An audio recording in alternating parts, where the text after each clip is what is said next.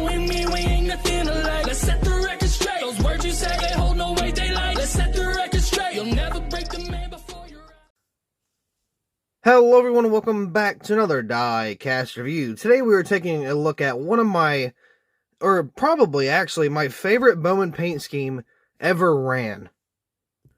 This is titled, I believe, the Neon Lights Fan Vote diecast that was ran at Nashville. I'm still looking for this diecast in Wave 13. It's going to be the only one I'm going to pick up for Wave 13, because as a Bowman, collector, a huge fan, I'm just trying to get every type of diecast made, even if it's pretty terrible like the Wave 13 one. But I mean, hey, $5 won't really hurt nobody. I figured why not. I've seen it once. I've seen, not the diecast, but I've seen the Wave in my Walmart one time, and then that was it.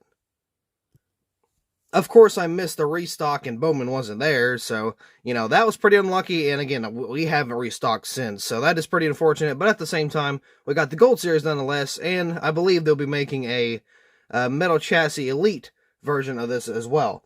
Actually, speaking of Metal Chassis, I'm still waiting on the Coke 600 paint scheme to be made in the Metal Chassis edition.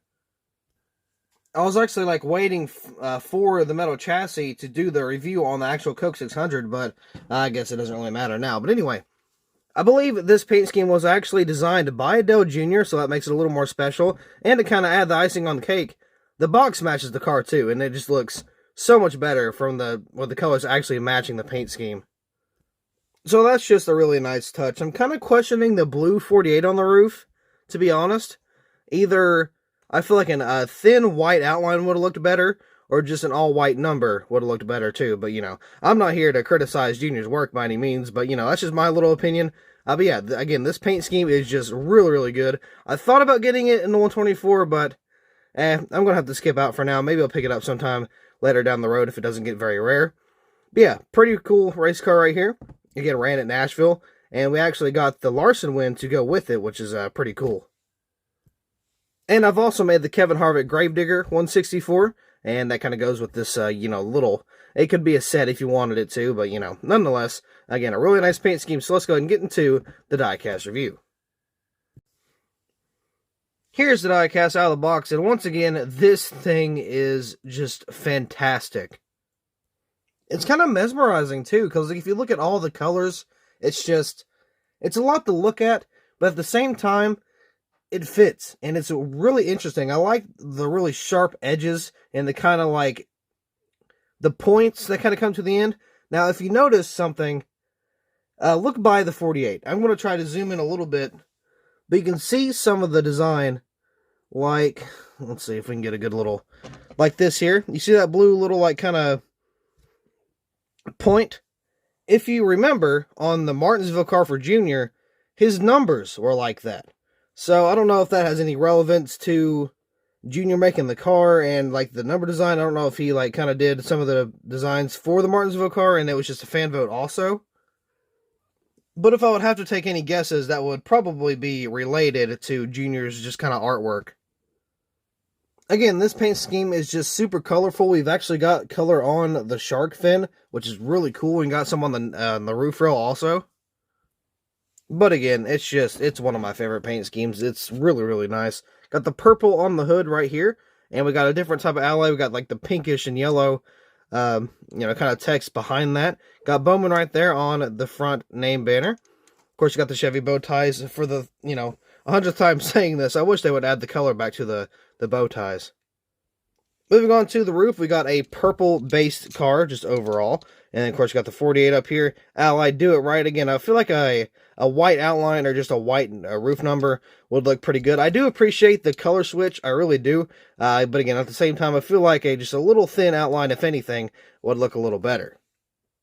Again, we got the Allied Do It right there. Got Bowman on the rear name banner. Got Ally right there. I don't know how I feel about it being black.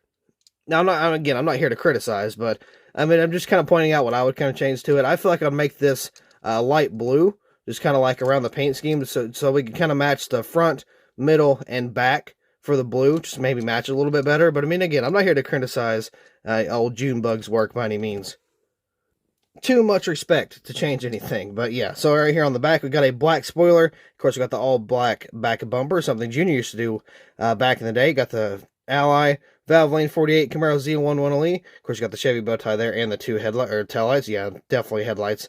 It does look a little off, but I mean, it's not really a big deal. So you got Ally right there. Of course, you got that kind of the sharp artwork here. Looks very nice. Got a little bit of a black back here too. Looks pretty good. Now, it's kind of weird because this is a purple-based diecast, but at the same time, this looks like it was painted black. I'm not saying it is, but I'm just saying it looks like how this purple is done. It looks like it was kind of like reversed. It looks pretty good.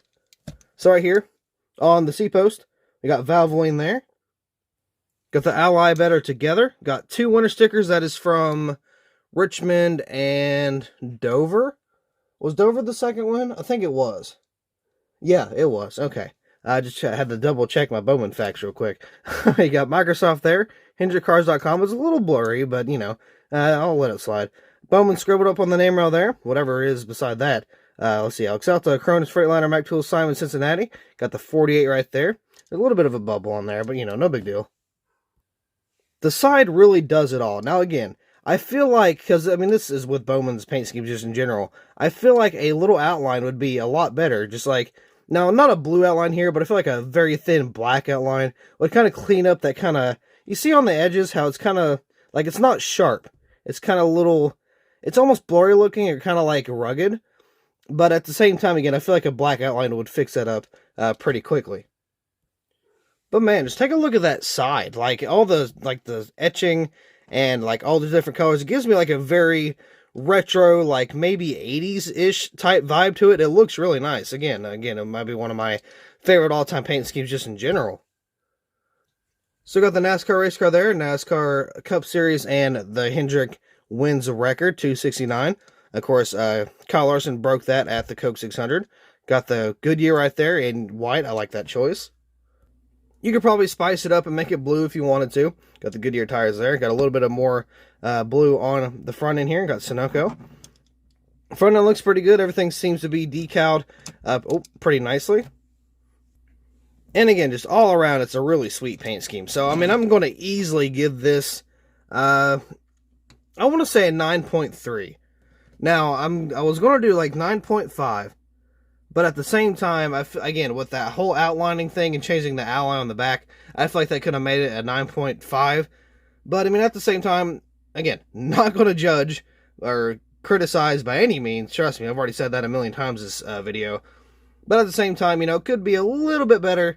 But nonetheless, this paint scheme is still super cool and super retro looking. And again, I really like that look. If you did not pick up this diecast, I highly recommend that you do so. Even if it's in the Wave 13, I mean, if you can't get access to the Gold Series, you might as well pick it up in the Authentics line because, yeah, maybe on a PTC, but at the same time, you know, the paint scheme's still there. It may not look as great. The colors might be off a little bit. The tires might be a little thick looking, but at the same time, the paint scheme's still pretty nice no matter what you have it on. Now, as I stated earlier, this might be one for the collection in the 124 scale, if possible. It'd look really nice in the 164, and if I wanted to, I could have like a little, well, no, I guess I'd have to have the Larson too, but at least for the 164s, I could have the Larson, Harvick, and then the Bowman. But either way, I cannot see somebody going wrong with this paint scheme. It was designed by Dale Jr., it's got a really nice retro look, and it was a one-off paint scheme. And it looks really good nonetheless. Again, it gives me that really retro-type vibes, and it looks incredible. Honestly, don't think I can say that enough. I would have loved to see this in person. That would have been a really nice diecast, you know, kind of add if I saw it in person. It just would have been a whole lot better. But yeah, I mean, again, definitely a 9.3. If I did a little edits, like I kind of pointed out, you know, it'd be like an easy 9.5, maybe a slight bit higher. But again, man, if you do not have this diecast, I don't know what you're doing. You need to go pick one up. It's just something you won't regret. This might be one that would possibly be hard to get down the road. I'm not too sure about that. No, don't take my word for it by any means, because I'm not too sure, but I wouldn't be surprised nonetheless. So as I said, do yourself a favor, try to get it while you can, or if you really want to, you can wait until the metal chassis comes out and you can have a little bit of the more detail of the metal base, the rubber tires, you know, whatever you prefer. Personally, I am completely fine with the ARCs. I don't really mind having the plastic wheels or the plastic bases, but you know, that's just me. I might be a Bowman collector, but I would much rather not get the metal chassis just because of those slight differences. Doesn't really mean a lot to me, but again, being a fan of a driver, I tend to try to get every type of diecast that I can. But anyway, I do believe that'll be all for this diecast review. So, thank you all so much for watching. I really hope you all enjoyed, and I'll see you in the next video.